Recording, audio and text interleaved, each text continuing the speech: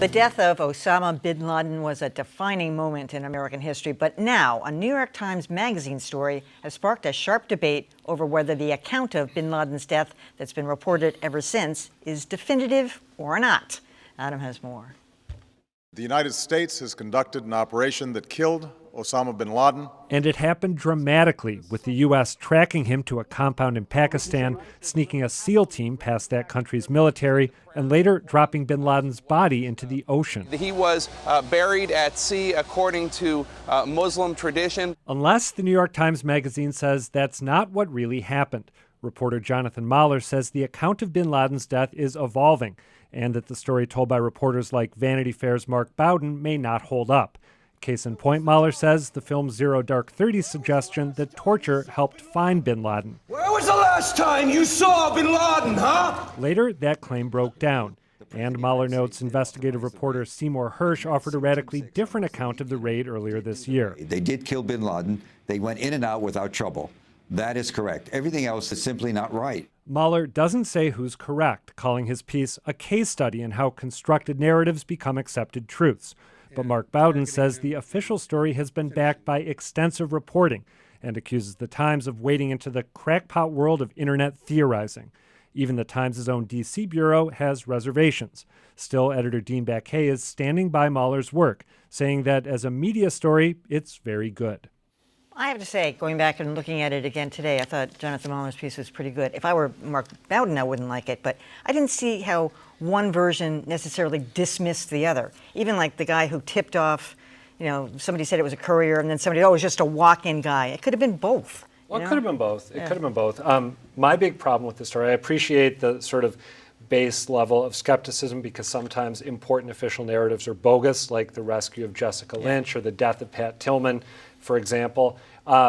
What I don't like is that the Times is basically saying we can do a story not about what really happened, but about journalistic process. And the problem that I have with that is journalistic process is about telling people what really happened. And you can't size up the process and whether it worked or not unless you take a stand on whether we got mostly to the truth or we didn't. I felt like they were a little cute in trying to make that. Do you know what I'm saying? I do know what you're saying, because but I thought he parsed it out pretty well and said, these are the versions of events. I mean, but I came off thinking Seymour Hersh is a crack himself. See, I thought he bent over backwards to say, I'm not going to weigh in at all on who's closer to the truth here. I'm just telling you the way this stuff unfolds. And I think that's sort of a dodge. But even within the Times staff, even though the D.C. bureau as a whole was upset, but Carlotta Gall, who is a veteran foreign correspondent, corroborated some of Seymour Hersh's account. I mean, maybe as a reader, maybe I watch too much Homeland, but I find it plausible that an official narrative, because of diplomacy, because of spycraft, because of things the government things it has to do, becomes a little bit shaded when people start talking to the press. I find that plausible, even if I don't find all of Seymour Hersh's story plausible. When I first read Jonathan Mahler's story, I was really impressed with just how smart it was. And I thought, boy, this is just so well written and so intelligent.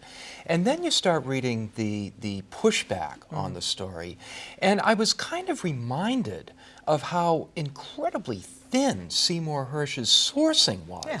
And as a result of that, I really do have to take issue with Jonathan Mahler, who did, to a fairly large extent, put Seymour Hersh's version and the more accepted versions on an equal plane. Yeah, well, he and ingratiated I don't think that was himself fair. to Seymour Hersh. You could tell that from the narrative. Oh yeah, absolutely. Well, look, I thought the article was riveting and is a great primer for news consumers about how to approach journalism with the appropriate skepticism. We should be skeptical about the stories our government feeds us. There's plenty of evidence, well-sourced evidence that they lie to us. You cited a couple of examples. We should be especially skeptical of government narratives that come out in a moment of sort of great national celebration and breastfeeding, understandably so, after the great demon was finally taken out. But one thing I came away wondering about was, why wasn't there more probing, let's not say pushback, but probing of the government narrative at the time that it was put out?